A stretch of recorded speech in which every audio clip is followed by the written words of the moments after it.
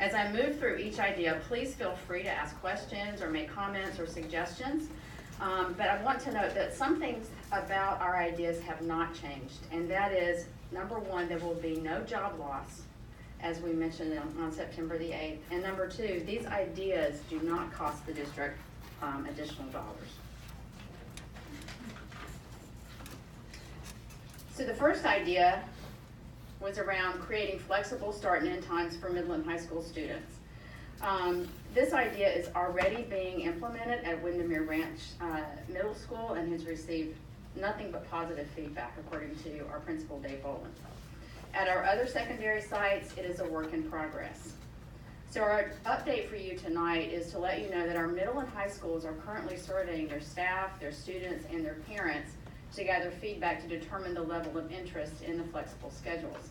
They plan to or expect to have their feedback by mid-November, and then they'll be able to make a determination as to whether or not they move forward with the flexible schedules at those school sites. I have a question, I'm sorry about that one. That's fine. So at the individual school sites, each principal is surveying their own community. So it's likely that we'll get different feedback from different sites depending on what's right for them, and then we're gonna leave it up to each individual principal to decide what they do and do not implement at their site based on the feedback from their community. So there's flexibility for the principals in deciding what that's gonna look like at each site, is that correct? That's correct. Based on, as you said it beautifully, as based on the need for that particular school site. If principals discover that it's not an interest of their community, their staff, parent groups, and students to do a flexible schedule, there's no expectation that they would have to. Thank you, John. Hey, Tony, just a follow-up on that is, I don't know the timing of the surveys, but can we, and I know it worked out just wonderfully, beautifully, both for staff and students and families at Windermere Ranch, that's great. But is there a point in time that we can envision getting to where we just can't make the master scheduling work? We don't have the inputs, and we would have to pull the plug on that particular site and go back to the standard start time. I'm just wondering, is there a timeline that we envision of being able to put together a master schedule to support this? Well, if, in order to do a master, are you saying to implement a master schedule that implements flexible schedule for 18-19? That's right. Yeah. Well, for any particular school site, I'm just wondering, does there come a point in time where, oh, we just can't get this to work, we don't have... I'm sure there will come a point in time. That's why they want to get their feedback by mid-November, so that they would be able to create their master schedule. If there is a need for the flexible schedule, they would be able to get their master schedules built, communicate out to the families. They would have to have that by no later than February. Okay, got it. So, just one other point of clarification, in terms of an action item for this board, is there an action item on this one, or are we leaving up to the individual school principals to decide in terms of their own school what works? Or is there some action for us first before they take that under, as a direction? There's no action required. We'll continue to update the board as we move forward. But it was a positive, so that's why I'm asking the question. Okay. Thank you. Anything else on that one? All right, our idea number 2 was around creating more flexible options for meeting the PE requirements through reinstating independent PE, marching band PE, and revising our athletic PE team sports options. One thing to note about this is these are not new ideas. These are, prior to 2007, students could receive credit for independent study PE and for marching band PE. And for a variety of reasons, that practice was discontinued. Our proposal is that we bring that back to allow our students to have more options around receiving their PE credit. The state statutes are already in place for all 3 of these options. And we have met with our PE teachers and to initially introduce this idea to them. It was a very positive meeting. And our update for you tonight is that we're going to have continued collaboration with our PE teachers, our counselors, our athletic directors, and band teachers to develop the processes and procedures for students to apply for and receive this PE credit. Idea number 3, I'm going to... Sorry. That's fine. Questions are good. Yeah, that's why any questions? So,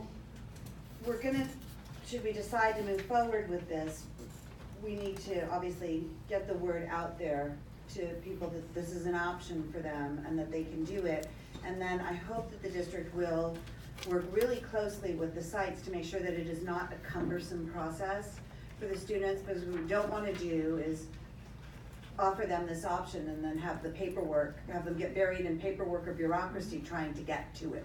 Absolutely. So, That is the whole point behind having this collaboration among all of these different stakeholders to make sure that we do streamline the process. And in terms of allowing students to know they have this option, our plan is if we move forward with this, that when the registration process begins in February, March, the students will have that option on their registration materials. okay, and then I guess we'll hammer out the details later. I won't ask you any more specifics about it, but I appreciate that we have our eyes on that and that we're gonna make sure that it is as easy as possible for them to get the credit that they are already, most of them are already doing these activities. Right. So, yeah, okay, thank you. Thank you. Just a mechanical question, only because it's been asked, I didn't know how to answer it, because you have to meet the 400 hours in a 10-day period all the way through the semester. 400 minutes. 400 minutes for every 10 days. Right. So how do you do that if you're in a sport or marching band that's only a part of the semester? Marching band goes for the entire year. They participate and perform at football games and other athletic events in the fall, and in the spring they have competitions. So that's a year-long commitment. We're looking at, right now, our students currently, if they're participating in a sport, let's say for example a football player, you are right now able to receive 5 credits of PE. For that particular sport.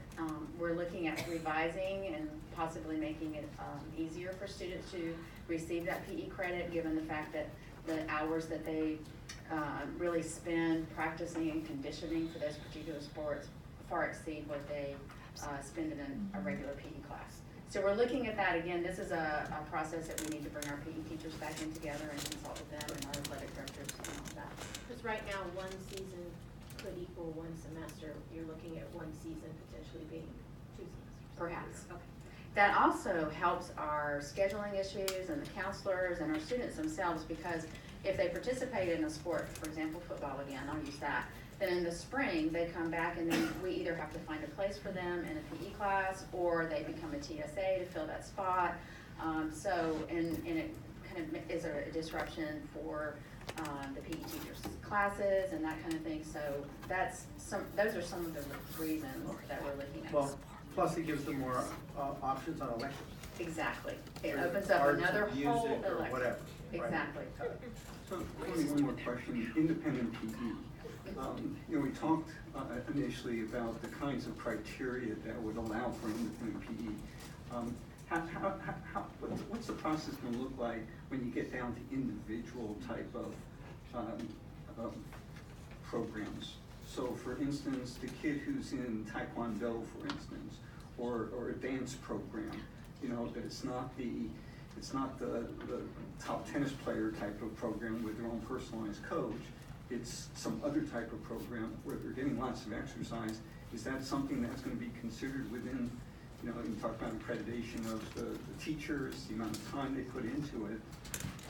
Where do you draw the line in terms of what would qualify and what wouldn't? Right. And who makes that decision? What we originally proposed was that students who are participating in individualized sports at a top-notch, like regional competition level, junior Olympics, that kind of thing, and we're being coached by certificated, accredited coaches that they have to have like $1 million liability insurance policy. So it's not just any instructor in a Taekwondo class. It's actually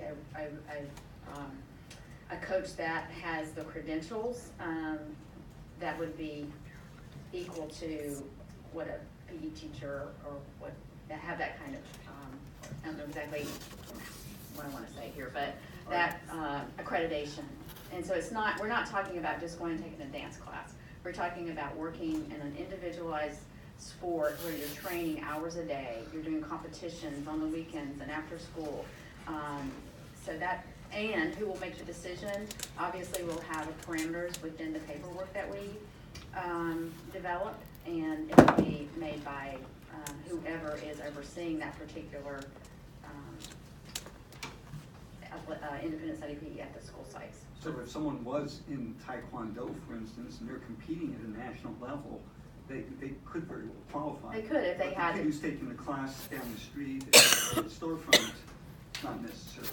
Right, exactly. I just want to make sure we're saying the same thing when you talk about credentials. You're not talking about a teaching credential. No, I'm sorry, I'm not talking about a Just wanna make teaching sure we're- credential. We're talking about certificated coaches who have, credentials is probably not the right word to use, but They're certified by a regional accrediting organization for that sport. Right. They have those kinds of things, and yeah. got it. Right. Certification maybe be the better word than credential. Got it. Sorry. Thanks. Okay, for the next one, I'm gonna ask Liz Grasswitch to come up and talk about this idea number 3, because she's really been doing a lot of work behind the scenes on number 3. Thank you, Tony. So the number 3 really centers around the idea of eliminating the daily emails from School Loop. And it's important to note that we aren't discussing restricting parents' access to the online platform to get grades and assignments. And the reason I wanted to share a little bit more about this idea is it really was developed through a separate process. As you'll recall, we formed a communications advisory group last year. And the purpose of that group was really to look at our communication practices. It came out of feedback that we received from parents through surveys and emails and other communications, that we really needed to take a look at what we were using, the different tools we were using, how we're using them, and ultimately create a guide for parents and some guidelines around them. So that was the beginning of the conversation. As we began to look at the different tools, and especially with School Loop, we began to really focus, our subcommittee focused on these daily emails and the challenges that are involved with them. One of them is that the daily emails, which come with the grades at the top, are often not an accurate reflection at that moment of the student's grade in the class. They're completely dependent on when the grades have been updated in School Loop. Frequently, when these emails come out, they'll create friction in families between the students and the parents. The other concern that the subcommittee had was that it can also create competition among students, all leading to student stress. So from that subcommittee, they recommended that we turn off these daily emails, and ultimately the committee is recommending that we turn off these daily emails. So we're going to be, at this stage, we're continuing to gather feedback. We want to look at the survey, when we get the survey out and the information that we receive there, and continue reviewing this process. Can you give us some sense of what kind of feedback we're getting so far on it? On what feedback we've received so far, we've certainly had a number of emails, parents who've expressed, that they like the School Loop emails. In our comments that we've received over 300 comments through our Google form. 5 of those have been on School Loop, 4 of which said, the feedback is really, let us have the option to opt in or opt out. Parents currently have that option. But quite frankly, I pulled the numbers, and out of, I think we have 23,000 parents who are registered users, only about 106 opt out of those daily emails. And we think part of that is that they just don't know. So one of the things that we're doing is, in the meantime, is letting parents know that they have the app is available to them. That's not a push communication. It's something that you go into and get, but it's available all the time. And the other thing is communicating that they can opt out of these emails. I think the other thing that's really important to consider when you're looking at that data, as far as how few parents actually opt out, is that the default setting is opt-in. Exactly. And so if the default is opt-in, and people, there's a lot we're going through when we're enrolling our kids in school. We're doing district enrollment, we're doing site registration, we're doing a lot. And it's something I think that could easily be skimmed over. So we really need to do something to draw attention to the fact that you have this other option. Absolutely. And we did actually talk to School Loop too about, can you do some different things with this? Can people opt in just, for once a week, or can we change the email around so that the grade, right?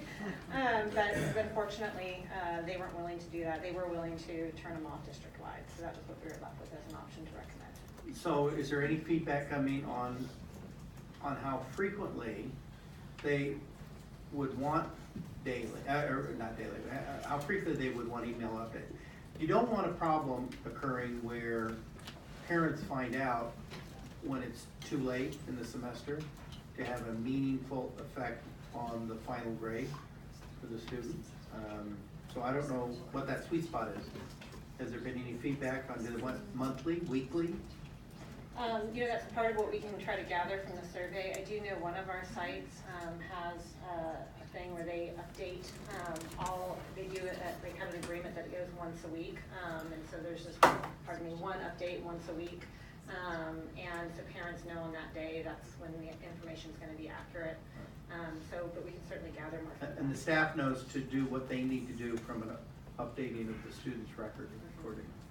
But the email still comes every day. And the Right. thing Right. that, the feedback from the committee has been loud and clear, that by sending the email every day, for a lot of our parents, that is us implicitly endorsing, you should look at this every day. And if on the other hand, we're saying, you shouldn't look at this every day, your conversations with your kids shouldn't be, how'd you do on your test, is the first word out of your mouth, you probably shouldn't be having their grades flash in their face at 5 p.m. every single day. So that was, the committee was really focused on the student. Yeah, very much felt that it created pressure on our kids. Can you tell us who sat on that committee? We have, in the larger committee, we have about 40 representatives. They literally represent all of our different stakeholders, staff, parents, district staff, Laura. We have actually several people here who sit on that committee. And then the subcommittee was a smaller group, about 15 people who were more interested in this topic. Great, thank you.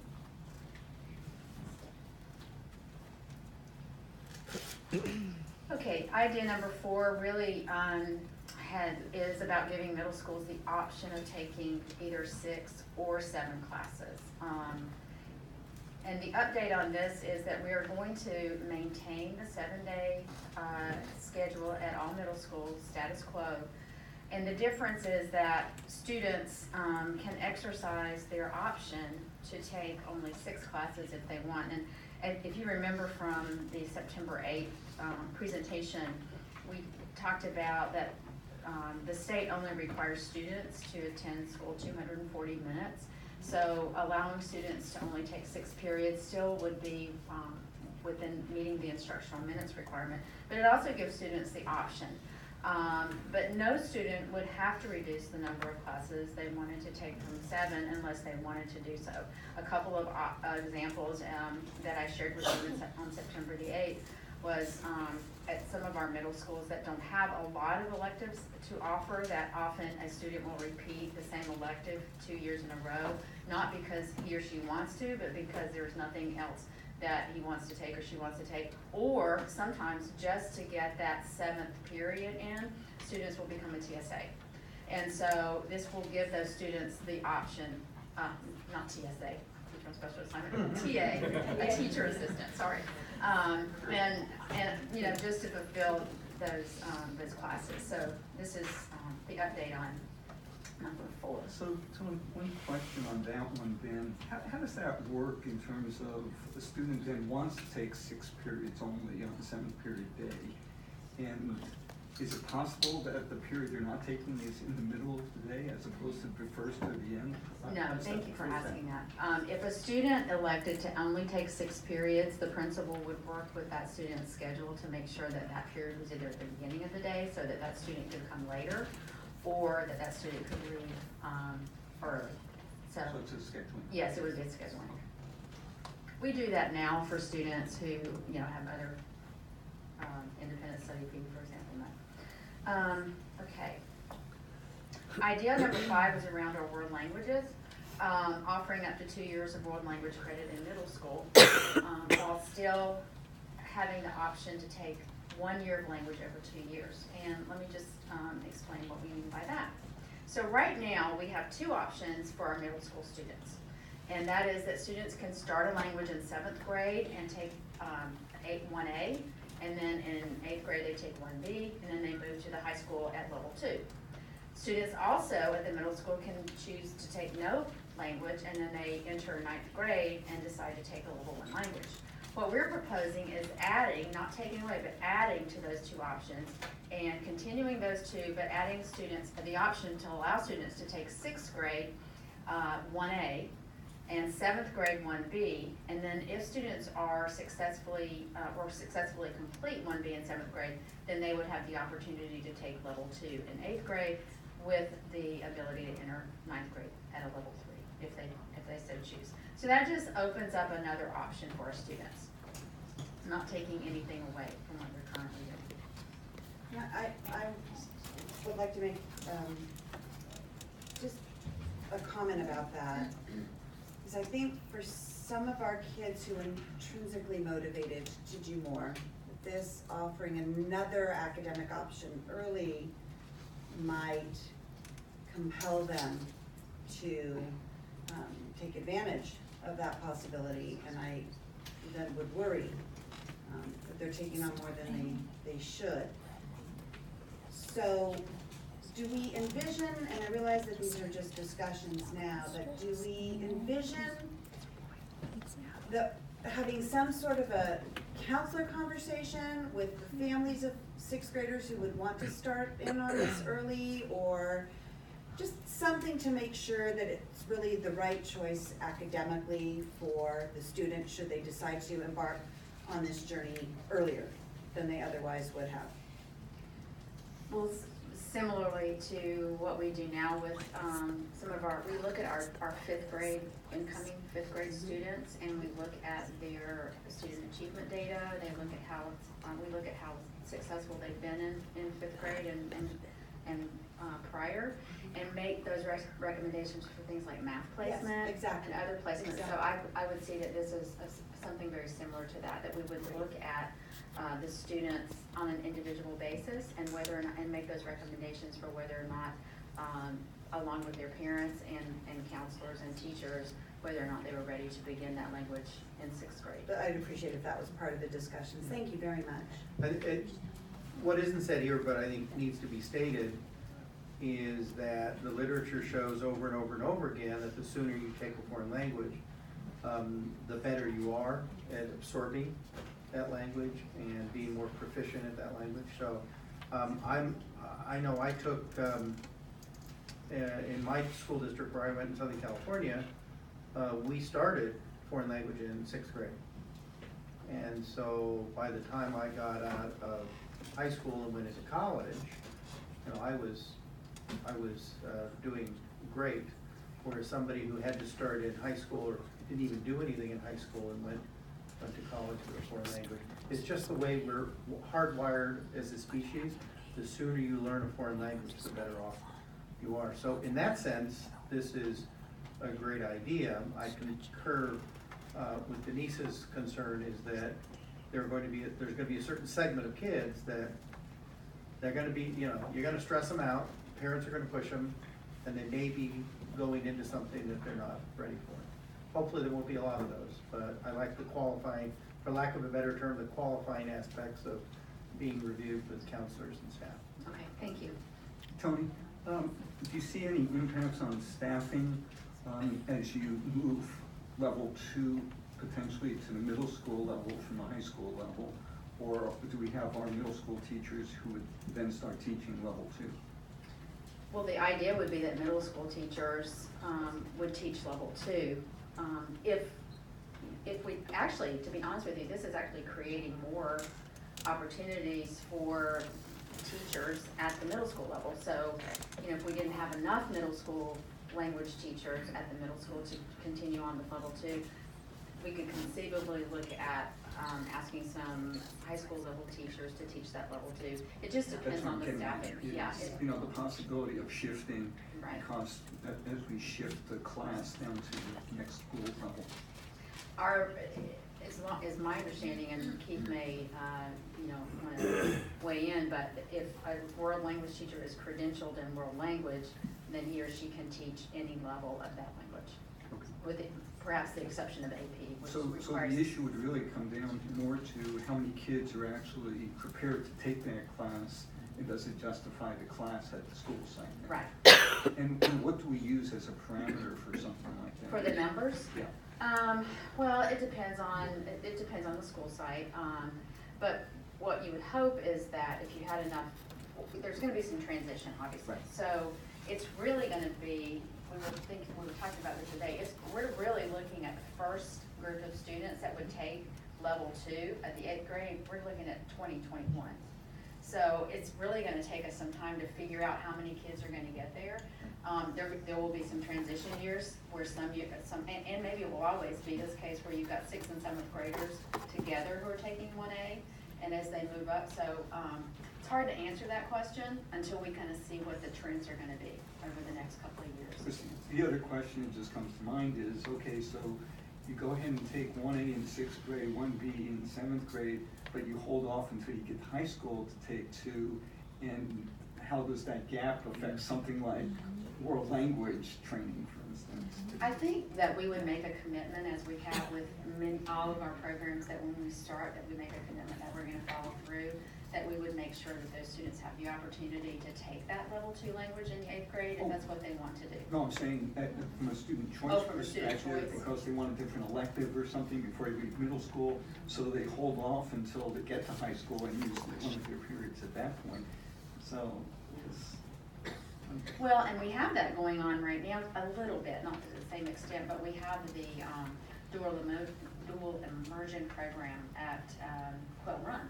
And what's happened there, because we don't have a 6th grade option, is our students go through the dual immersion through 5th grade, and then they have that gap year in 6th grade, whereas this would really offer them the opportunity to continue that language in the 6th grade. So it just depends on how you do that.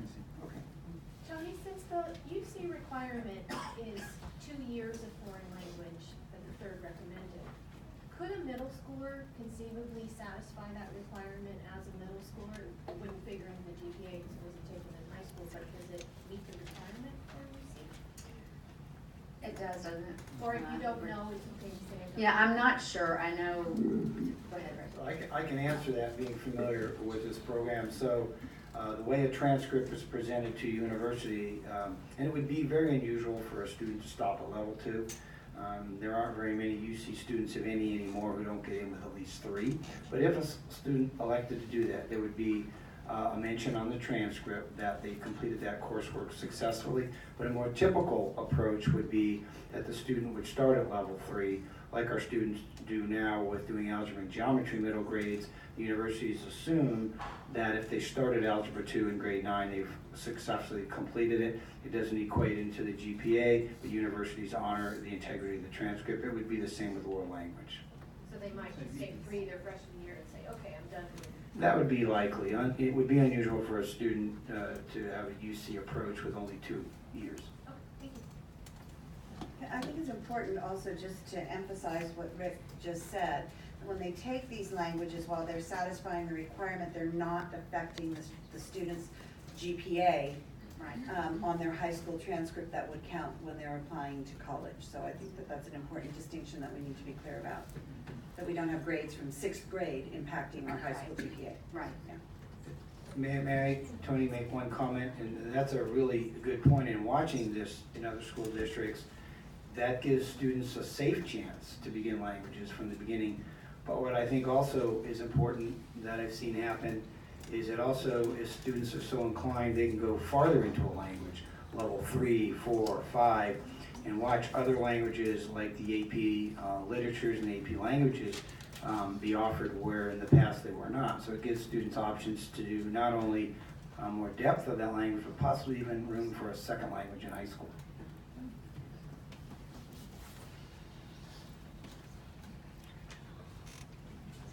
Okay, idea number six, has now changed to maintaining the 7th class option for current high school students. And that means all 9th, 10th, and 11th grade current students would have the option to take 7 classes. And we are in the process of identifying a pathway where future high school students can take 2 electives each year, as well as graduate with all of their college entrance requirements, and all of those classes be taken on campus. So this particular idea has generated a lot of energy, and I wanted to spend just a little bit of time talking about staffing as it relates to class size. So high school staffing ratio is 27-1, and that is based on students taking 6 classes. Larger class sizes in high school are mostly, not always, but mostly a result of students taking 7 classes. The numbers of students who have taken 7 classes over the last decade has really increased significantly. But I think one important thing to remember is that the additional 7th period has never been funded. We have always funded, staffed our high school campuses with a 27-1 ratio, meaning for every 27 students, you get 1 teacher. But that does not translate to class size. That does not mean that the class sizes are 27. What it means is that because students take 6 and teachers teach 5, that the average class size under that is around 32. So when students take 7 classes, that creates a larger class size. So I just want to clear that up. What we're doing right now, the update on this is, as I said earlier, all current 9th, 10th, and 11th graders will continue to have access to 7 periods on campus. And we're also working on a plan that will allow incoming freshmen and hopefully future, obviously we can't guarantee the future, but incoming freshmen to take 2 electives on campus to continue to do that. Any questions? And just to be clear, the second bullet point is in a 6-class environment, 2 electives. Yes. Right, okay. And we're working on alternatives, I understand, for 9th, but also for 10th, 11th, 12th in that same environment. Yes. And we're granted, there's a ton of work and Right. ideas that are being generated around that. Right. Okay, good. Okay, and then idea number 7 is still around allowing our students to take accredited online courses or off-campus courses and get credit for them on our transcript. Currently, we have a lot of students that take courses off-campus or in the summer between their 8th and 9th grade year for advancement purposes, but we don't give them credit for it. And this idea is to place the credit on their students' transcripts. Of course, a caveat here is that we would want to make sure that we limit the number of courses that students can take over their 4-year career. Usually when districts do something like this, it's somewhere between 3 and 4 courses during the 4-year career. And so it wouldn't be like students going out and getting all of their graduation requirements online. We wouldn't be able to do that. We obviously want to protect the integrity of our SRVUSD diploma. And do we evaluate these classes somehow to see that they're actually meeting our requirements?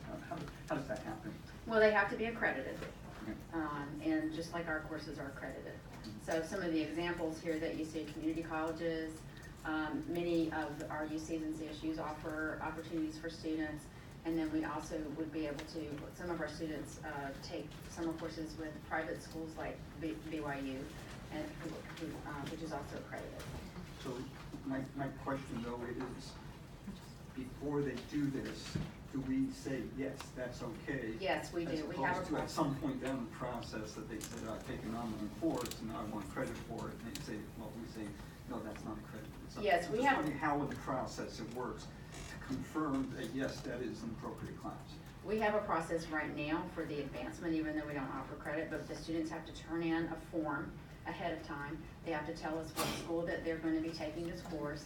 They turn it into their counselor, they get an approval that this is an okay course, and then they have to submit to us a transcript after they complete that course. And then in this case, it would be submitting that transcript, which will then put on ours. But there is a process in place. That's the new part. So- Right, right. So can I just be clear then, so when we approve a class up front for them, yes, you can take this course, this would count. And if they're completing a requirement and say it's a math requirement, say it's an algebra class, and that's just a hypothetical example, do they have to come in and pass a final or a test in our district saying, yes, you've met the requirement, you're ready to go on and take the next level here at our sites? Or we accept the outcome of the class that they're taking because we approved it up front? The intent here in this proposal is to accept the class for face value. Just like, when a student transfers to us from another state, another district, and they've taken certain courses, we don't ask them to pass a final exam to make sure that they really understand the content.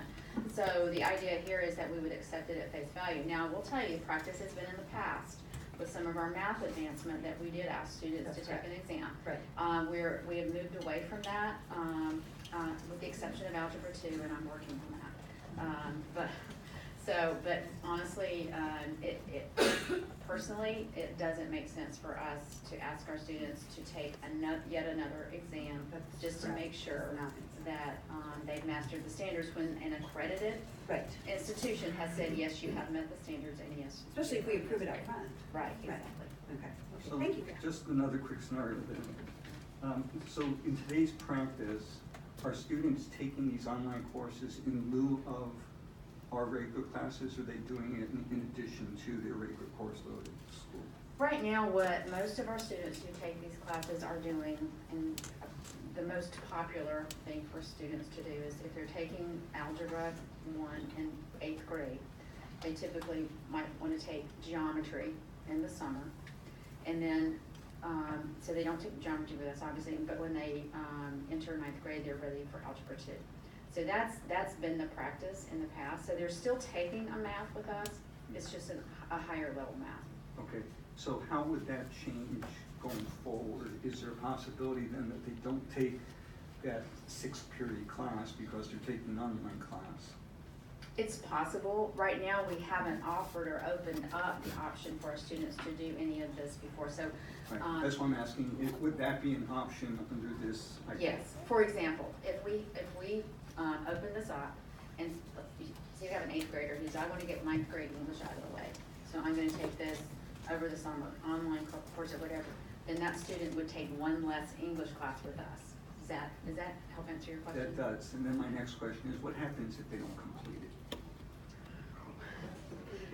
Well, if, you know, it would show up, if it was one of our courses, you know, they get it incomplete or something, they have to make it out. Well, if they now did it as part of their regular course of study, which means, you know, some of their graduation credits are gonna depend upon them finishing that class. If they drop it, Well, then they just have to enter and take it with us, or decide if they're gonna take another okay. Course. And we're not gonna tell a student that you can't take, like let's take in that scenario that I just presented. If you're signing up for a 9th grade course over the summer and don't complete it, then when they enter 9th grade, they'll be in 9th grade English. I mean. I'm just thinking in terms of, you know, as how we would prepare our students for making the choices that they would be making, and for them to understand the risk of, well, yeah, if you did it as a summer course and you decide, okay, I'm just gonna drop it, forget it, you know, kind of like you might do in college, for instance. Well, the impact it could have on your graduation requirements and what it might mean in terms of additional courses that you now might need to still take, and when you might do that. Can it be no different than if you attempted the online course and you weren't successful and you failed, then you would take it in However, school? no, I'm saying though, if it was, let's say you're in 9th grade, and one of your 6 classes was going to be an online course with the expectation that you were gonna get credit for it, and you outlined that was your 6th class in your 9th grade year.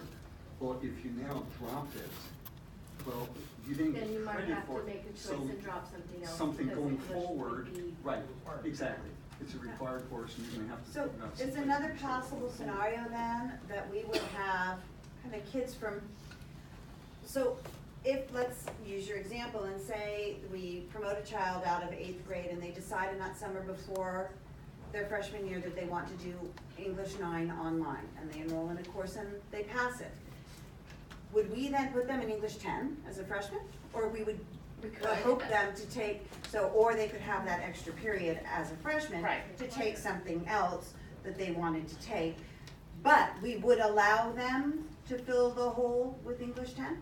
And I know these are discussions, so this is just a question for discussion. Yeah, and Otherwise there's no commitment. Yeah, and we haven't really, worked out all of those details, and again, I think it goes back to the choice and the flexibility for what students would want to do. I think if it's okay, just a couple of bits of information based on this good discussion on this item 7. So in terms of a student who was unsuccessful, whether it would be online or DVC or even our own summer school program, then the counselors will be aware of that. There's a process when they get back to work in August, and they would schedule that student into a traditional course, whether it be English 9 or whatever that would be. In terms of going back to some of the comments and questions about pre-approval, we have a pre-approval process. We've had thousands of students, as you learned in our September 8th update, who are already doing all of this up and down the region over many, many years. We just haven't given them credit. So we would have the result. The students who successfully completed it would be moved on to the next class. If not, they would be scheduled in. And students would not be able to just take any course. There is a specific regionally accredited program that we, the same accreditation program that we're obligated to update. So we wouldn't accept any credits from any program that wasn't accredited, and those schools all are faced with the exact same accreditation program. We are, as you're familiar with, the WASC accreditation. Also, in terms of options, as Tony has mentioned, there are dozens of pathways, and I've met now with 3 of our high school groups, and some of you have sat in on those, and they immediately go to, well, you mean I can try this, I can do that. Some even have suggested, well, I did that this year. Can I retroactively take those credits and put it on my transcript to graduate in the class of 2019 or 20? So there's so many options. Students could spend any one of these courses during the summer. They can do it online during the year on their free time. They could use it as one of their 7. They could use it as one of their 6. And in unlikely cases, a student may want to be 7 on-campus classes. Maybe they want 3 art periods. They could do this as an 8th class. So there's so many options that students will navigate. They'll look at it. They'll work with their counselors. They'll talk to their parents. That, again, this would only add value. No student would have to do that. No student would have any reason to do this other than they think it's a good idea along with their parents. Question, you had talked about limiting these kinds of courses to one a year, if I understood correctly. So what is the maximum? I know one of the options is going to take in a UC course, a CSU course, community college, DVC kind of thing. San Ramon Valley Center out in the Doherty Valley is an example. So what is the maximum that a UC or Cal State will accept for units that have been taken at the college level for a high school transcript? You know the answer to that one? Okay, I don't know the answer. So being familiar with this and watching this work over many years, the University of California, the Cal State system, and every other university honors the integrity of the transcript. So we get to determine, as a local governing board and as an LEA, whatever it is we require our students to get their diploma. And if there are 6 online classes and 8 off-campus classes, and we believe that's a good idea, I'm not suggesting that's a good idea, I think that's a horrible idea. But as an example, whatever our diploma represents and ultimately the transcript shows, universities accept. And what every single student who applies to college, what goes to the university along with the transcript and the application is what's called the school profile, which lays all of this out in very, very clear detail. If any parents who have college kids or high schoolers on the way to college are familiar with that, it's a very public document. It's on the website of our 4 high schools, and every single university has access to that. And in fact, it accompanies the application and it accompanies the transcript, which really talks about our parameters and what our students have access to and what the limitations to our in some schools we don't have limitations. So it's a crystal clear communication to universities about what we offer and what we don't. So, okay, and then, so here's my concern about that. If somebody wants to take, I don't think they should take 5 classes at DVC and 1 class at Doherty Valley or San Ramon Valley or whatever. But I do believe that 1 a year might not be sufficient in terms of options. I also think that kids ought to have the discretion within reason, and I think 1 a semester ought to be reasonable, to make the decisions for themselves whether they feel they're capable and qualified and able to handle college level work at an earlier age and career in high school. The other advantage of that is that from a college admission standpoint, colleges are going to look at somebody who has received a high grade in a college level course with more favorability than a child who hasn't taken college level work. Even AP courses aren't viewed in the same way with some high level admissions schools that compared to college level work, actual college level work. So I'm not sure I agree with, I need to know more about the impact that it would have. I certainly don't wanna, I don't wanna have every high achieving kid taking all their classes at DVC or San Ramon Valley Center or whatever, Los Positos, but I do believe that one a year might not be sufficient. I think for some kids, one a year is too many. For other kids, one a year isn't enough. So we have to find some way to create a sweet spot, whatever that is. Okay, thank you. Somebody, just one more quick one. So how does the College Connect program relate to this one, if at all? Well, it doesn't really affect the College Connect program. We still have students, this particular option, right now, College Connect students have to be in this particular cohort, and they have to take a certain level of courses, and it's really more restrictive. So this really opens up that opportunity for more students to participate and take college level courses if they're not in the College Connect program. The advantage of College Connect is that you do have that cohort model. You do have, the advisor that checks in with you on a regular basis and keeps up with, your progress and that kind of thing. But as you know, we have some limitations on how many students that we can actually admit into that program. So this really opens up the opportunity for a larger number of students to participate in that and us give them credit for it. So if a kid was in the College Connect program, could they take advantage of additional online courses? I'm sure I don't know why not, honestly. I'm just looking at the limitations that Greg's talking about, but, Right. how that would work out. The difference between what they're doing at College Connect, because that is actually a dual, like they're getting high school credit and college credit at the same time.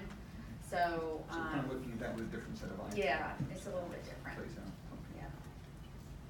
Yeah. One other key piece to this that students will learn about, and if in fact this idea moves forward in the next 2 or 3 months, when we do decide which one of these, or how many of these we move forward for 2018-19, is that community colleges also allow for dual enrollment. So if, say, a junior takes a college level course, they can use that credit once they arrive at a university. All UCs and all Cal States honor all community college courses, so that could count toward their high school graduation and their college graduation as an example. And then there's rules around that, whether it's in their major or out of their major, but it's just another option for families. And another piece to the college level courses, which we currently honor for the kids in the Connect program, is these would be weighted. It would be an opportunity for a student, if they so choose, with a different pathway than AP, where it'd be a weighted grade, and universities obviously honor them.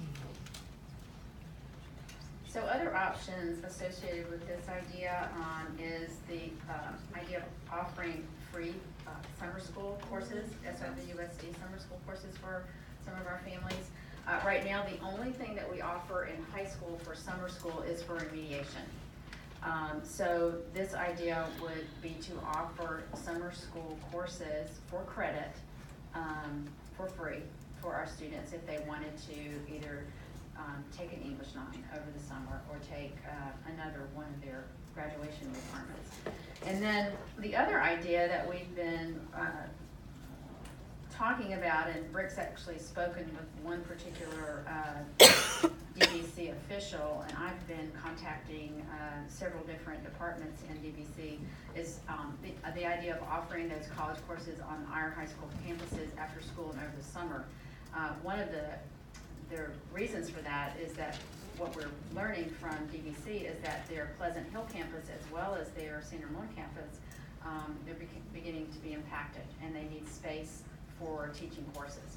So we'd love the opportunity to partner with them to offer some of those courses on our campuses, which would be much more convenient for our students. They could take some of these courses at their home school. They wouldn't have to worry about transportation and that kind of thing. So that's in the works right now, but no details on that particular thing. So one quick question about the summer school courses. From your first statement about not having a negative impact on budget, how will we pay for that? Well, as you know from last year, we looked at the budget and looked at efficiencies across the district and how we can really try to recoup some dollars that, like we did last year. I think we came up with, a number of $4 million or so that we were actually able to recoup in efficiencies. And so the commitment would be that in order to do this, obviously we would not want to infringe on any of our existing pots of money that are dedicated to other things. But in order to offer this, we would have to, and we're continuing to do that. We have a constant conversation at cabinet level about how we can be more efficient in delivering services to our students and their families. And so the commitment here would be that it would not be to cost additional dollars, but as we were able to do some things this year because we recouped some dollars for efficiencies, that would be the commitment. So in short, it's moving money that's freed up from one line item and moving it to another to offer additional flexible options to our student population. And any sense of the process we have to go through to find out how popular something like this could be? Yes, we're actually going to put that in our survey, which is coming up in next steps, but that's going to be a specific question in our survey, actually asking families which courses they would be interested in and whether or not they would be interested in taking these courses over time. Number 8, we're already doing. Number 8 is just expanding opportunities for our students to participate in heritage schools, getting their world language credit for heritage schools. You remember last year you approved our partnership with a school that teaches Telugu. This year we added Mandarin and Tamil. Both Telugu and Tamil are Indian dialects. And we're open to other heritage schools that are in our area that our students are interested in participating in. So I'm not sure how many of our students right now are taking advantage of this. I'm trying to get those numbers from those particular schools. Any questions about that? I just want to say thank you on that one. These kids have been working really hard, some of them through most of their school years taking these languages, and I'm really pleased that they're going to be able to get credit for them. Thank you. Number 9, again, is around giving students opportunities to receive credit for off-campus internships. Where we are with this right now is meeting with counselors, administrators, teachers to try to develop parameters and processes, procedures for students participating in these internships. And we would also like to communicate with community businesses and organizations so that they know that our students are going to be out there looking for internship opportunities. And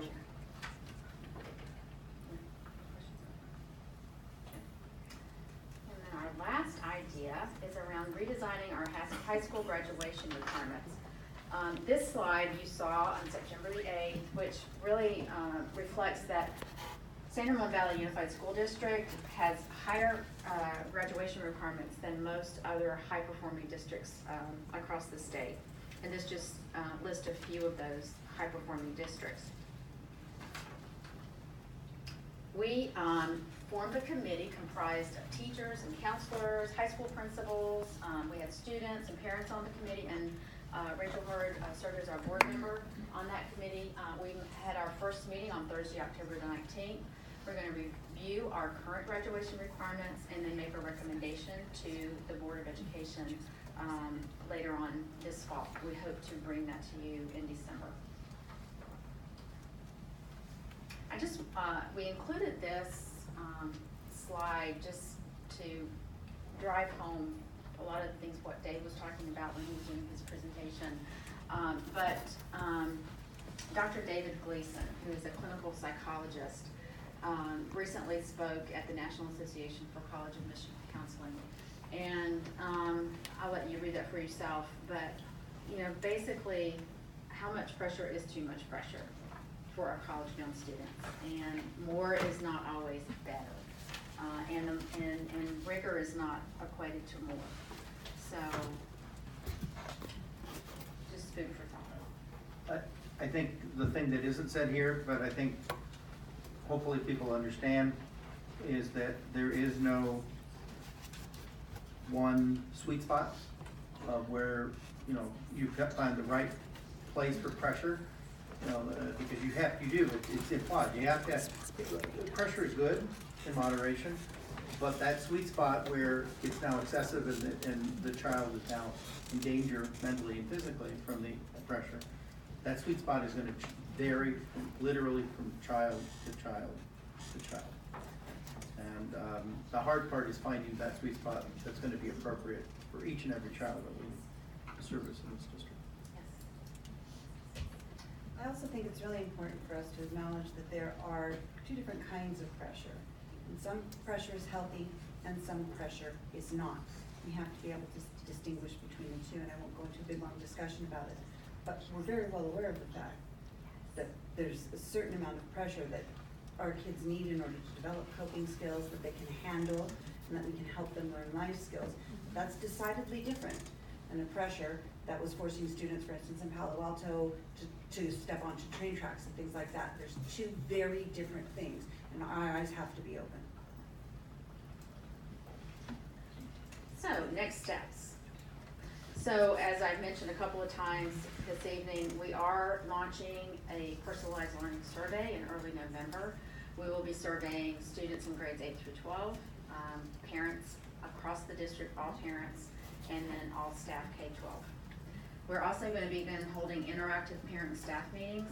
One of the pieces of feedback that we received after these meetings that we've been holding across the district is that parents would like the opportunity and staff would like the opportunity to have a more intimate setting where there's more of a Q&A and just an interactive setting. So we plan to begin those in early November. We've set up a special education parent forum for November the 15th to answer questions around how these personalized learning initiatives or ideas affect special education students, and also just so you know, not that it has to do with this particular, but as we promised our special education parents last spring, that we would bring them back together this fall to just see how things are going with some of the changes that we've implemented around special education. And then we'll do another board update for you on November 14th. So, are there any more questions before I turn it back over to Mr. Jewett? Any questions for the president? Okay. Okay, I have a number of speaker cards, and there's a couple I'll leave at the end because they are under public, wish to speak under public comment for non-agendized items, but I think they relate to this, so I'll ask those folks when I call them up. Please know that it's board policy to please try to keep your comments to 3 minutes. If you hear the timer, I won't cut you off, but please try to wrap up at that point. First speaker, Ms. Lauren Batsa.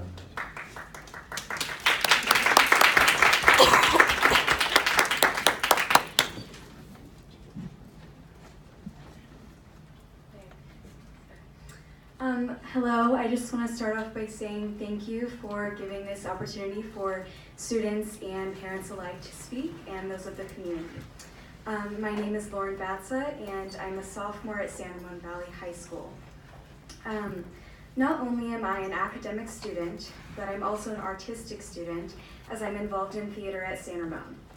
When I received news of this removal of 7 periods proposition, I became concerned as I was worried not only for myself as a theater student, but also every other art and world language student in the district. I knew I had to act as soon as possible. Ironically enough, and absolutely true, theater has taught me my whole life to raise my voice and put myself out there. So here I am today sharing this with all of you. The very night I found out about this proposal, I created a petition on change.org entitled SRVUSD 7 period choice. I was sure to mention that the proposition leaves art and language students bereft of their freedoms and jeopardizes the crucial benefits of experiencing their passion during the school day. Now, this petition has received nearly 3,000 signatures, which, mind you, is more than every student at San Juan Valley has.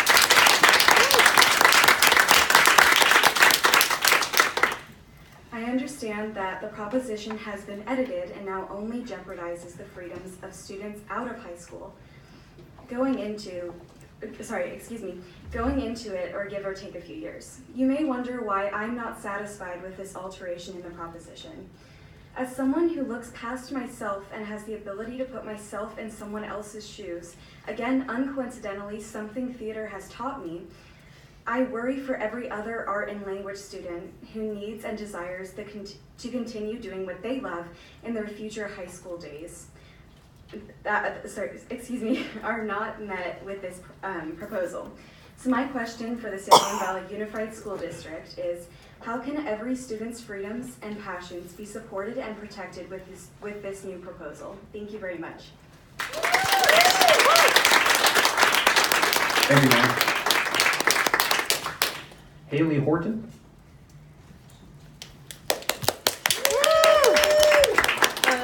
My name is Haley Horton. I am also a theater student, but I go to Cal High, and I am a senior.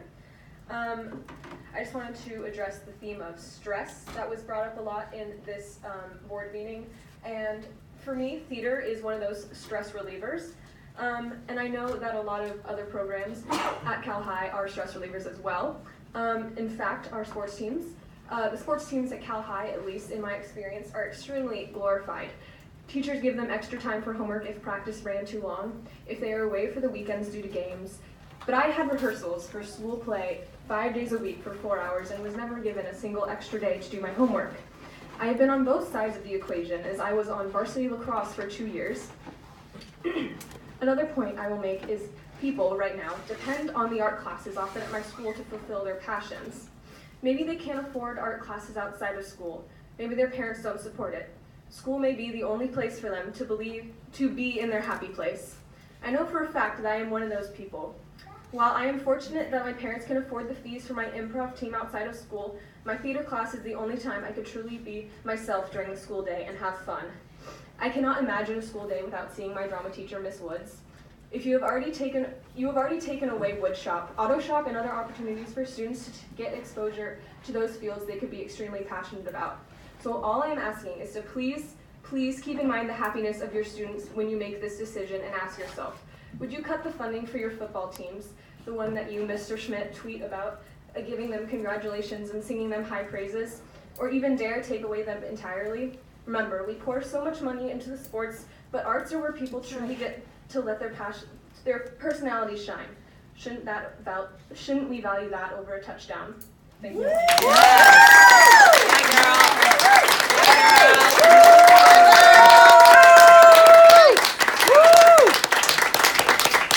Thank you. Grace Lewis. So, good evening. My name is Grace Lewis, and I am a junior at California High School, and I'm also representing Cal High Drama.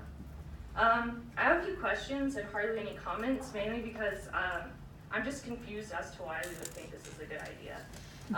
I understand the revisions, but I'm going to need some insight or clarification, specifically on this statement.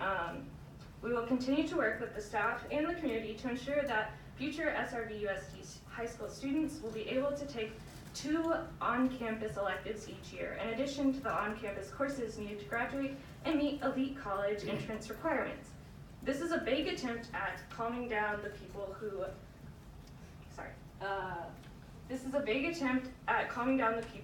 may have been concerned. What do these 2 electives entail? More science classes forced upon the student by the hand that holds the cookie cutter to limit our options is to conform us to one mindset.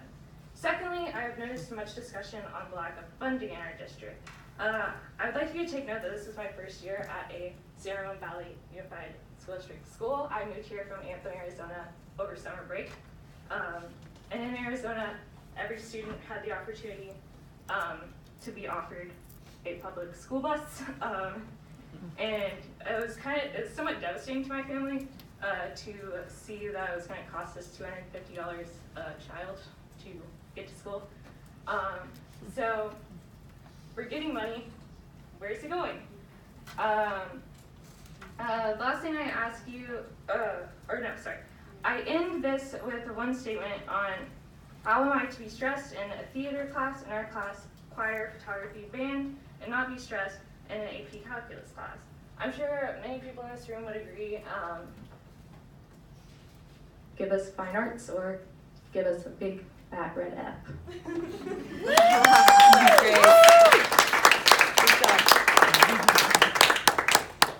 Thank you, Grace. Shelley Clark.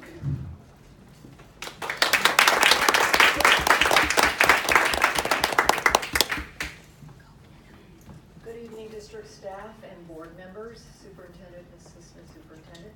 Hi, Gary. I'm Shelley Clark, and I'm a parent leader at I feel like a student tonight. I'm a parent leader at San Ramon Valley High School, and I serve on 4 different committees for the district. I'm here tonight to ask you to take the elimination of the 7th period for high school off your personal learning initiatives. If these initiatives, as you say, are about providing more options and reducing stress, this option should be left on the table. If this particular initiative is about saving money, then let's have a transparent conversation about that. Get specific and educated. We know we're underfunded. We've heard that many times. That is not new. What's different? Has the district looked at other areas to cut rather than take this option away from our students? The district has, as has been said, the district has never funded 7 periods for high school, but we have been able to make it work with the FTEs we will receive from the district and very generous booster donations. Cuts that you made beginning this year without telling parents ahead of time to the master schedules at the high schools had made this very difficult, and it increased class sizes. I do not believe eliminating the 7-period day is the answer to that issue. The initiative shifts the financial burden to parents to go outside of high school to get required courses, not to mention the logistical challenges of these options. 6 periods with 2 electives will not be sufficient for some students, with foreign language being considered an elective. Many of our students are involved in more than one area of study or discipline and need that extra period to accommodate things like leadership, AVID, choir, arts, band, or resource classes. Yes. On a personal note, both of my children from opposite ends of the spectrum needed the 7th period for a portion of their high school years. My daughter had 2 periods of choir for 3 of her 4 years. Without the 7th period, she would not have been able to meet college requirements of 2 years of a foreign language and pursue her passion, which gained her entry into a high caliber college with a scholarship. If she had to go outside the high school to take necessary courses, it would have been much more stressful, especially since she had extracurricular singing groups she participated in through school, after school. My son is a senior at San Ramon High School, and he is a resource student. Without the 7th period, my son would not have been able to pursue his love of mechanics and take auto tech his freshman year and art his sophomore year, plus complete his foreign language and science requirements. Especially for students who struggle, having that break in their day to do something they love is important. This made a tremendous difference in the way he views school. There has been talk of free summer school. I would suggest you take the funds that you took away from us at the beginning of the year that you're going to spend on summer school and give them back to the high schools. Yes. Yes. Things that you cut, and give parents the opportunity to fundraise the rest if we want to keep 7 periods. Put the rest of the initiatives in effect, which gives students more options and reduce the graduation requirements to 220. Also reduce the number of courses that students are required to be enrolled in from 6 courses to 5. Other high-performing high schools have done this. Some students are sitting in classes they don't need or are TAs. Got it. Until we can see how these initiatives affect our student community, we will take more which will take more than 3 years. The 7th period needs to stay. Don't limit our options. Thank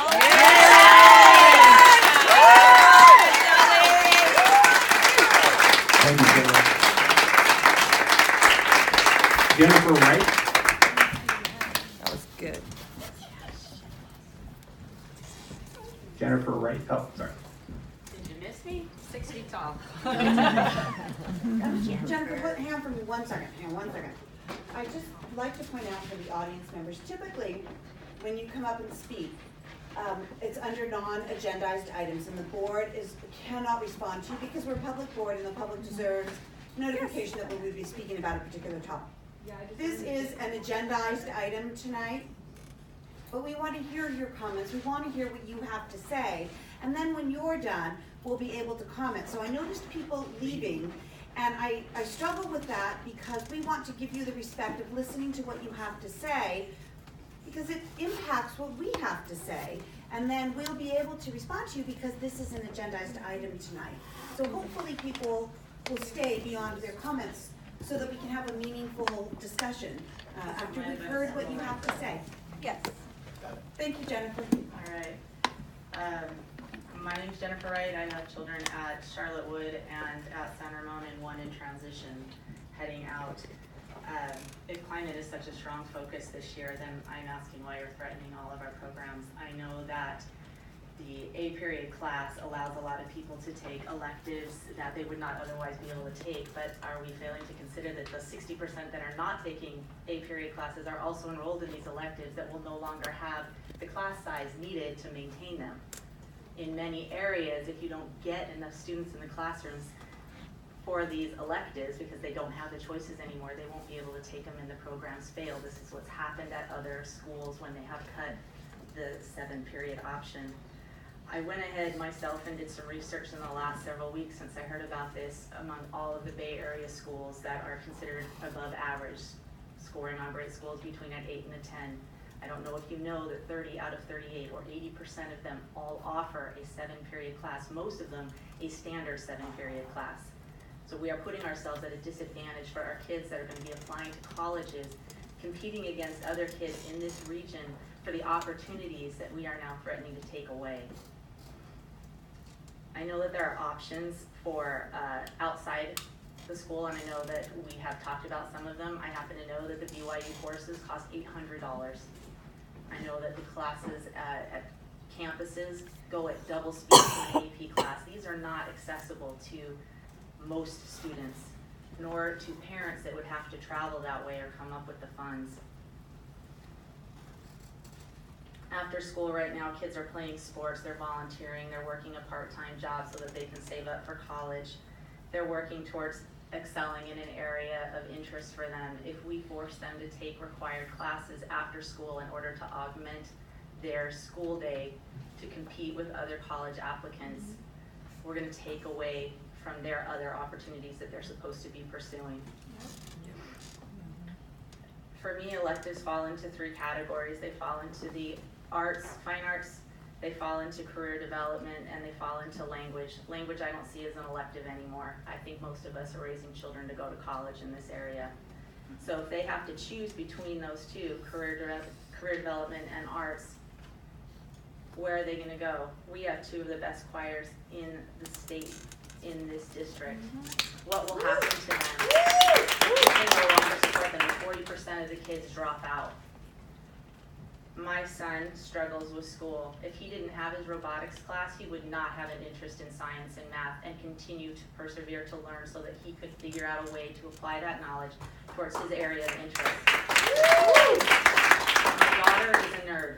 She is currently enrolled in her freshman year at school. She is delighted to be taking all science classes. I kid you not. If she was not forced to take electives and broaden her horizons, she would not be a very well-rounded student. She needed those classes. I know that the A period is designed to save money, to lower class sizes. They're looking at offering summer school. I want to know the same answers that everyone else does. If it's supposed to save money, then why are we saying we're going to save those teachers and lower class sizes? If it's designed to save class sizes and lower those numbers, then where are we really saving the money? Thank you.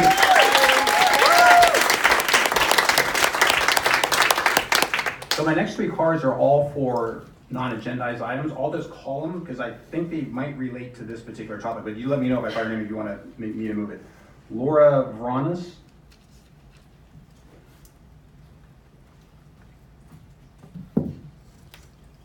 Hi, my name is Laura Vranas. I do not have a prepared speech. I was not preparing to speak tonight, but I did want to come and present my thoughts on what is going on with the visions and idea of Superintendent Schmidt. I did attend the meeting that he had the other night at Monte Vista High School. I've been a parent of the district for just about 9 years. I have a daughter who went through Monte Vista, Diablo Vista Middle School in 5th grade in one of the elementary schools. She is gifted. She also has Tourette syndrome. She had a very difficult time of her 4 years of high school. It was not possible for her to take 0 period, and she did find alternatives at a community college course, online, and through an independent course. Unfortunately, this did cause her a lot of stress, and I know personally one of the board members here knows her well and probably doesn't know that she was diagnosed with depression in her beginning of her 12th year of high school, and it had a huge stressful impact on her to be taking a course outside during the summer. And prior to that, prior to right now, we didn't have the instructional calendar that we have now, which I don't think many appreciated what you did for that, and I do appreciate it, because she didn't have a winter break. It was studying for AP courses, and that change will help my son, who is starting high school next year. He will get that break that she never had for 4 years.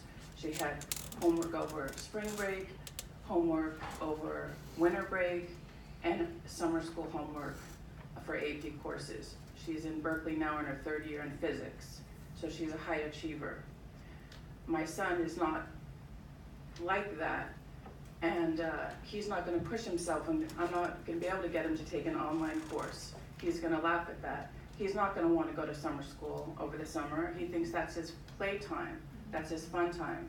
He's taking, he's doing competitive soccer, and it's my understanding that none of the Mustang soccer, even though he puts in hours and hours during the summer, on the weekend, an hour before each game for warm-up, 5 hours a week of training, that's not going to be counted for independent PE.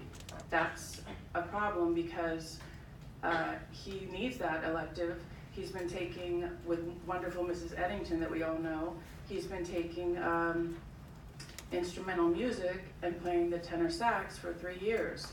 He has not been taking world language because we wanted him to enjoy middle school. He's been taking video productions. So that means next year in high school, he's going to have to start a world language. He's not going to take it online or in a community college course. He's not that kid. He's not the daughter that's in physics in Berkeley. So we need that 7th period. We need it for those kids that didn't take middle school language and who need that extra elective so he can keep taking band. I don't want to take band away from him, and he's going to have to take 9th grade PE because he can't get credit for it with this new independent PE idea. One last thing, as somebody from grad school in getting her MSW that I had a public policy course, and this is such an enormous amount of changes that we are having in such a short amount of time that I think it's insane, it's outrageous. Yep. 10 ideas. 10 ideas. 10 ideas to be decided by January, implemented by the spring. Anybody knows who's in public policy, change needs to be done in small increments over a longer period of time. To be able to put all of this on you as board members and on the people, the counselors, the students, people in the superintendent's office, educational services, so many changes at one time is just not practical. It's not thoughtful. It's overwhelming for anybody. I told my son about it tonight, why I was coming here. He wants to know why I'm not home. Laura. He has a headache. Just to be fair to the other speakers, Okay. Smaller increments of change, please, so we have a chance to look at them, not so much at one time. Yeah, Thank girl. you. Good job. So same question, Nancy Hutchian? Yes.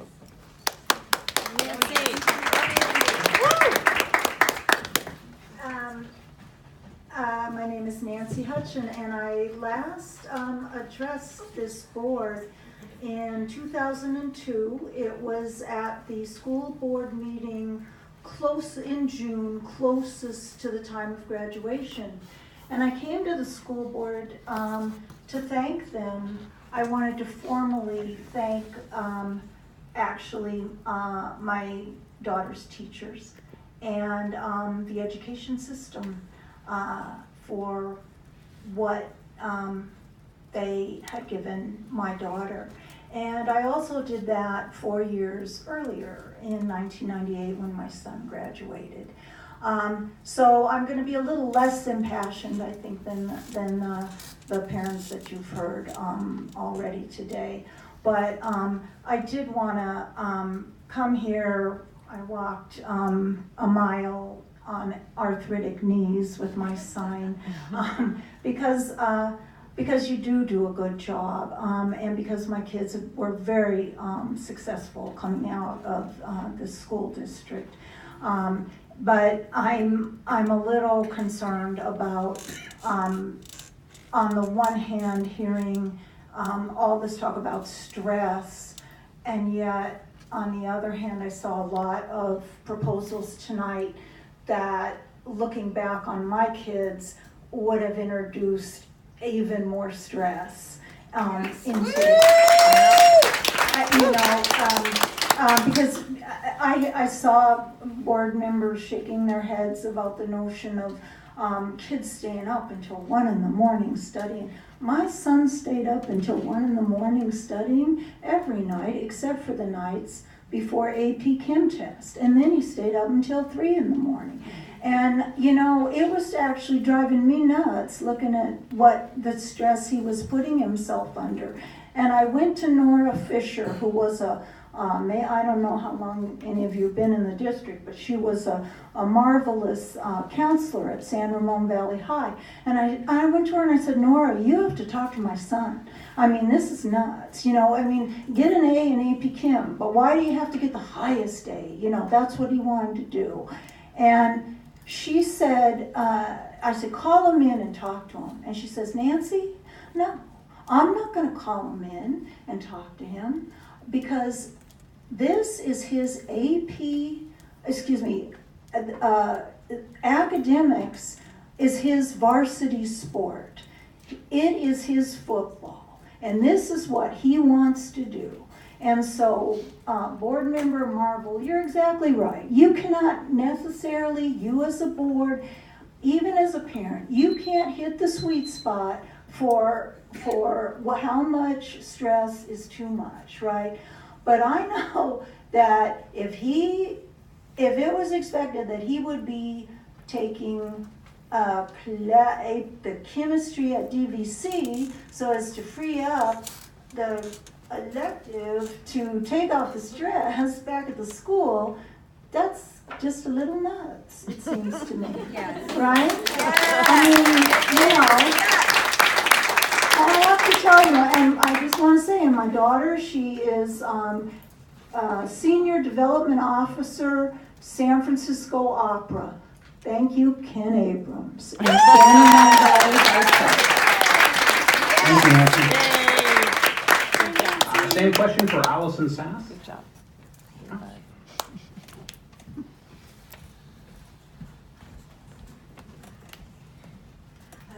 Allison Sass. I teach world language, actually French, at Monte Vista High School. So Ms. Taylor, thank you so much for listening to us in that big meeting we had. I'm very glad that we're preserving 1A, 1B. But I still have major concerns about offering French 2 in 8th grade. All the things we said in the meeting, how we're putting a high school course into a middle school calendar with shorter classes, days off for conferences, fewer minutes of homework, those are all even more true for level 2. As Ms. Jennison said, it's going to be hard for most 6th graders. I think that this idea of offering it in 6th and 7th grade needs to be limited to really the students that we would give it to anyway. Oh, you already have a basis in this language.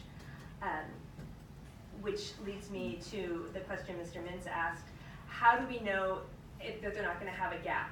If we offer this 1 year and there's not 20 or 30 6th graders that sign up for 1A in 6th grade, we know right away that in 2020 there's not going to be enough students to run that level 2 class in 8th grade. So those are my concerns. It just seems like we're trying to rush them through to get them off campus so they're not sitting at school for 7 hours in high school. To speak to the graduation requirements, it's still a graduation requirement, and I think it should remain a graduation requirement, that students take 2 years actually in high school. If they're doing that, they have to do 2 out of 3 art, language, or technology. So that means they have to take level 3 and 4 in high school, which honestly is forcing some kids into honors level 4 that maybe don't really have that desire. There's nowhere for them to go after AP. This has happened before when students have been especially advanced and they finish AP before their senior year. Is there anything at DVC? No, there's nothing at DVC. When they get that 3 or above on the AP exam, they're ready to go into upper division courses at the college they go to. So there's really, it's a real race to nowhere. What else do I want to say? The courses the way they are now, from 1 to 2 it's a jump, from 2 to 3 it's a jump. I have a hard time seeing next year teaching level 3 to all freshmen, and much more so level 4 to sophomores. I'm not saying it's impossible, but we would need more than a few months, more than half a year to get this ready. We don't do this for any other subjects. We don't drop it down and say, well, why don't we do freshman English in 8th grade? That's a good point. That's a good point. Very good point. As others have said, it's less stressful for students to take 5 solid classes and a few things that they love than to take 6 solid classes and be kicked out of school. Just one last thing, as people said, these aren't new ideas. When I was in high school, seniors and juniors could leave at 5th period. I think it's a great idea to say you only have to take 5, but you can take up to 6, and I hope that would balance things out the way you're trying to do. Thanks. Yeah, good job. Good job.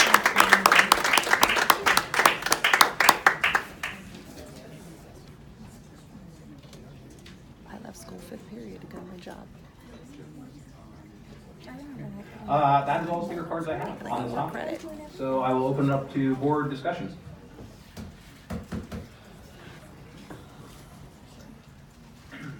There are advantages and disadvantages to being on this end of the table. I think they're all advantages. So, interesting comments from everybody. I mean, you're a subset, but you are nevertheless representative of our customers. And we have customers that are students, we have customers, parents, we have the community at large.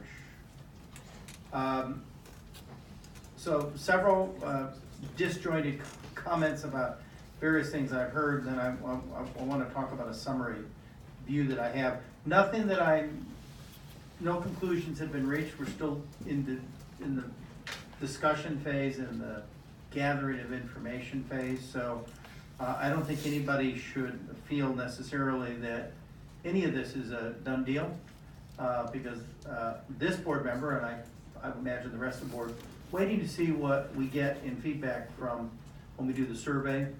But so several things. Number one, I don't see anything in this proposal that is cutting arts, drama, music, etc., the fine arts. I don't see any of that. And I would oppose that. When we were having to deal with the greatest financial crisis this district ever faced since the Great Depression. Doesn't get it. Please. Great Depression. I stood up and said, I will not cut music. From when we were talking about slashing and burning programs, we were losing 15, 20, 25 million a year from the state cutting us during the Great Recession. And this board held firm on not cutting the arts, not cutting music and so forth. So I would not support anything that cut arts, drama, and music and the fine arts in general. Somebody made a comment about riding the bus. The buses in this district for regular ed students are not provided by this district. They're provided by a joint powers agency called Traffics. So yes, many other states do provide home to school as part of regular education. And that's because their constitutions, one, require it, their state constitutions, and two, they provide a lot more money per student than we get from California. We're the 46, it varies from year to year, depending which one you look at. We're near the bottom, let's put it that way, in per student support for education in this state. So the $250 is going to Traffics, which is a separate organization. We are a member of that board, that organization, but it's the city of San Ramon, the town of Danville, the county of Contra Costa, and this district that provide the 23 routes that we currently have in the district. And yes, there is a fee that the county requires that we charge in order to ride the bus. From a financial perspective, we told this superintendent when we hired him, we want to look at innovative ways to continue to provide a high quality education, but doing it in a way that makes us more effective in terms of delivery of service, but recognizing that we are very low funded. We're the third lowest funded school district in California. Yes, I get to say that again. And what does that mean for us? That's just a number. It means that if we got the same money that Palo Alto Unified gets, which is one of our quote unquote competing districts that we look at for similar, comparable, right? We would get $270 million a year more in this district for our budget if we got what Palo Alto gets per kid.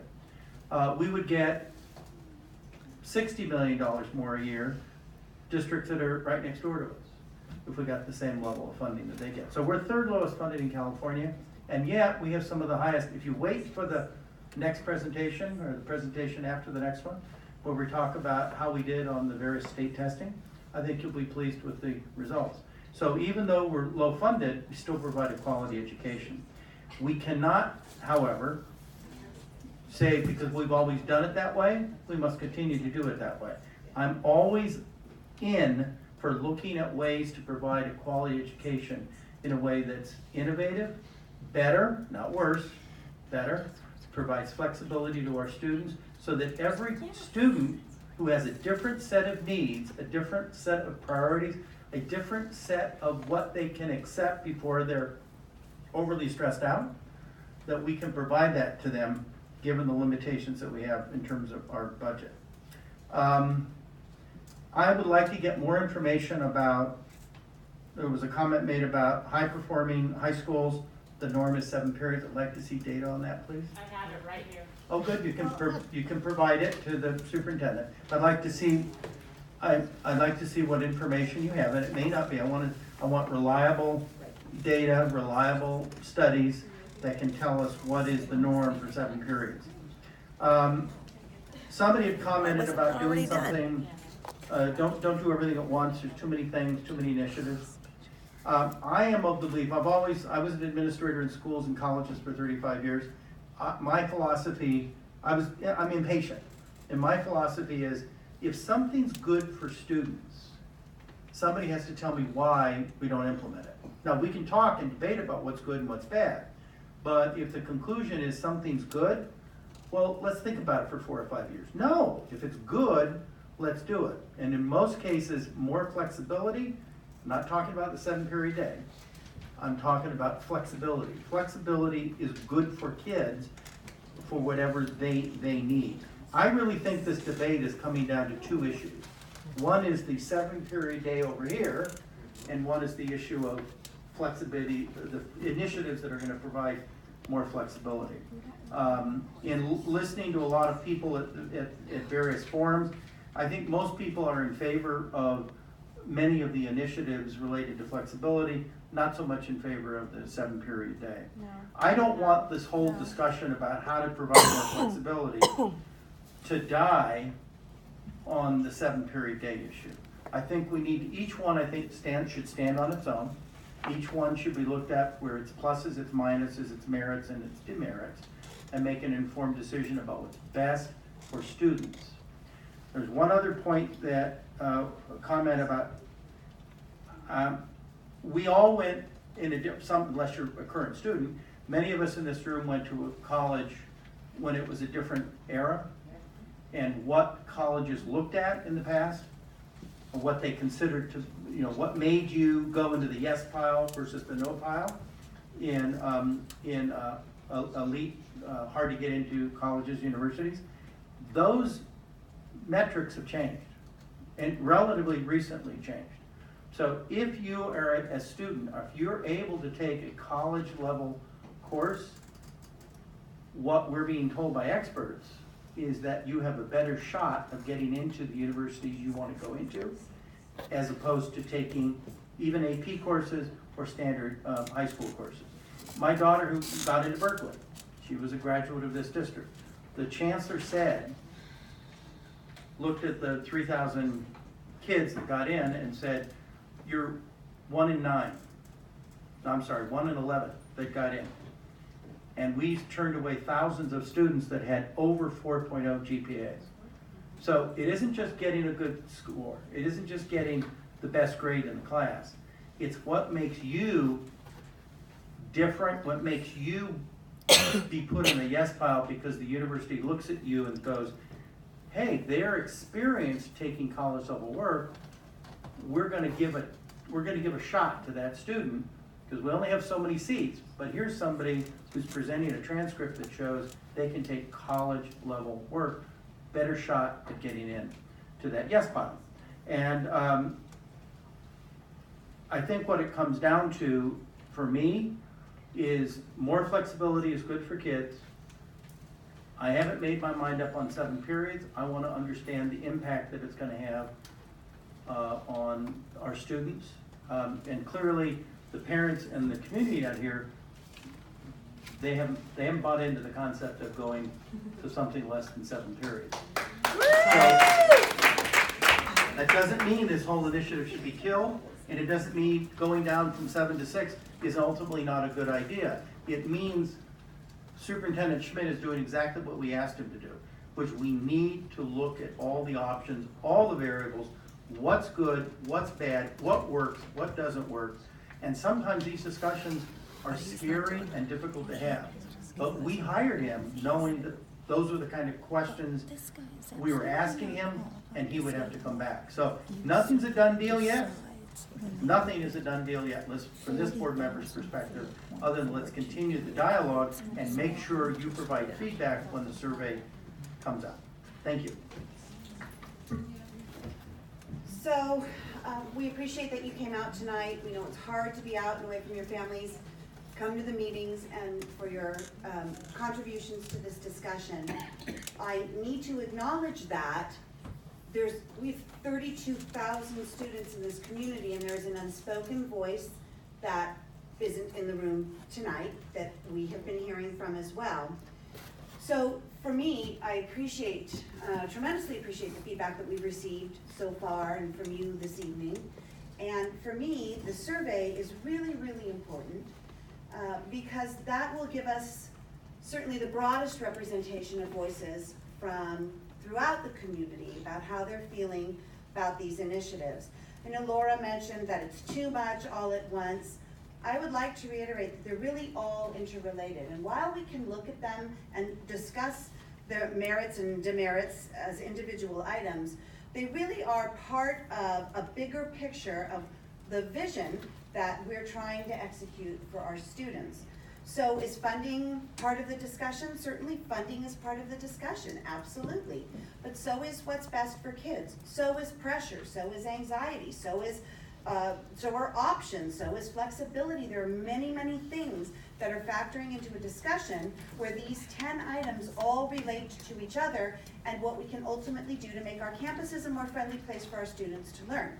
Because while we have some students who are really excited about high school and love going to their classes, whether it's drama or band or science or math or English, whatever it is, we have a lot of students who are not, whose needs are not being met by a traditional high school setting.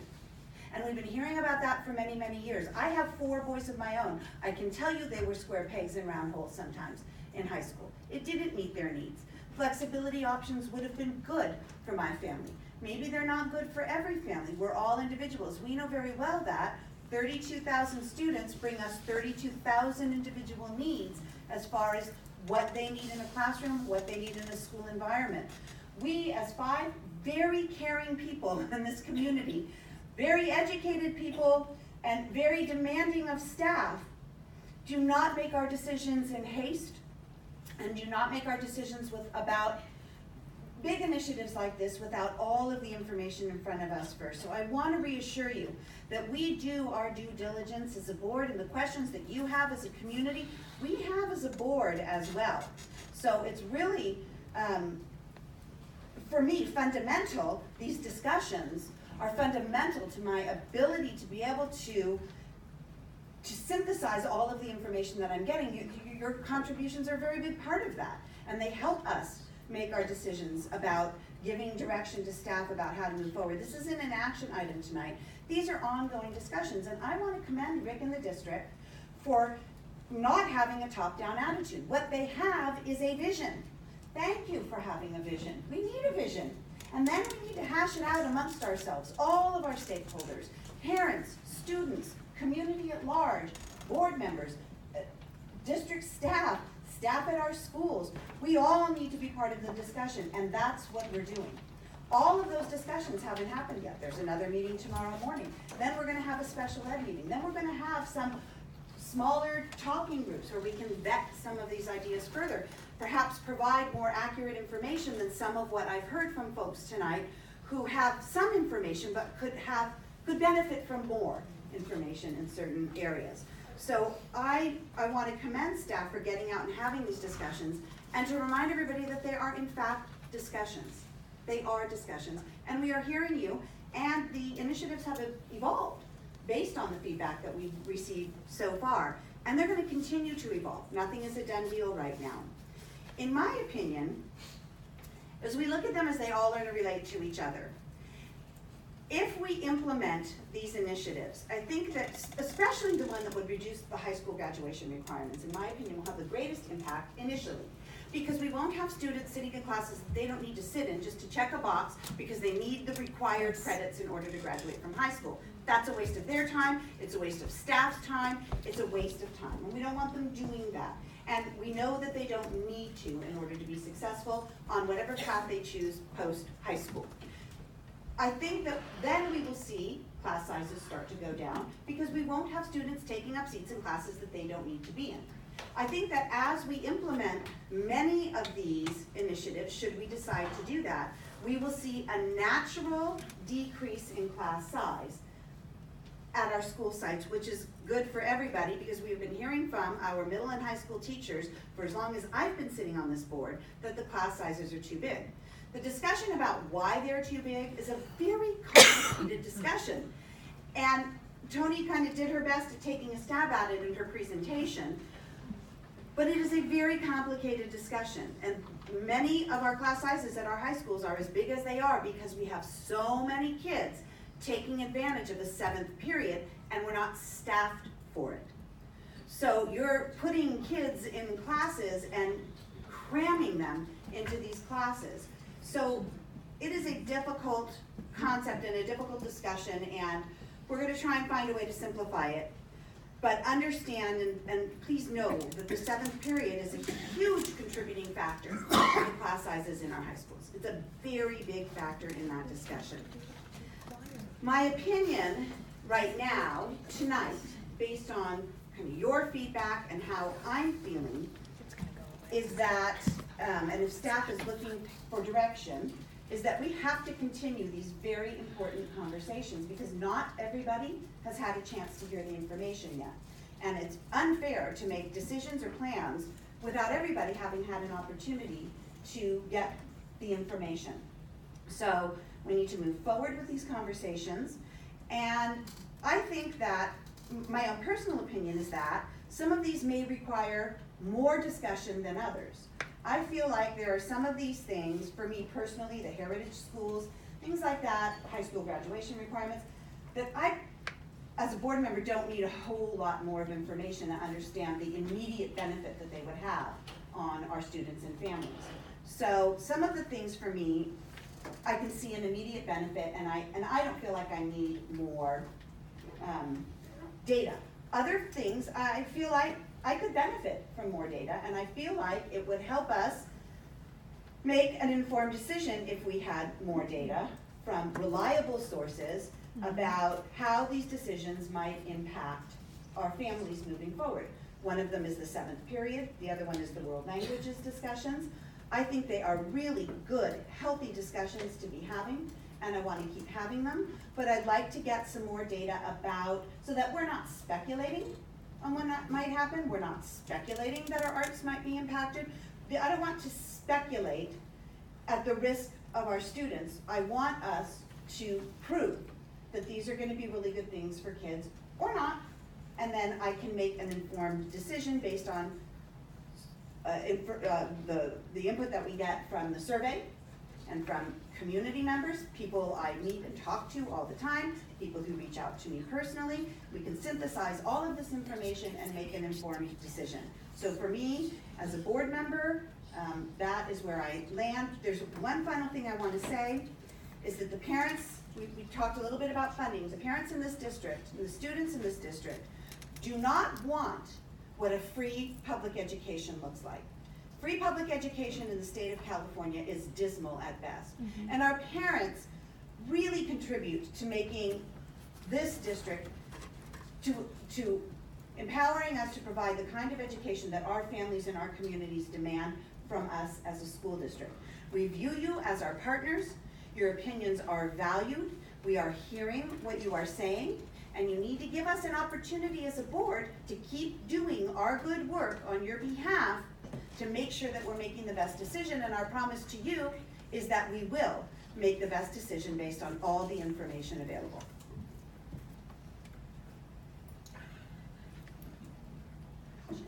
Okay, I would also like to say thank you for coming. Your feedback helps inform our opinions. The one piece of this that I have found, I'll just say it, a little disappointing, is that I really thought our community could handle a what-if conversation.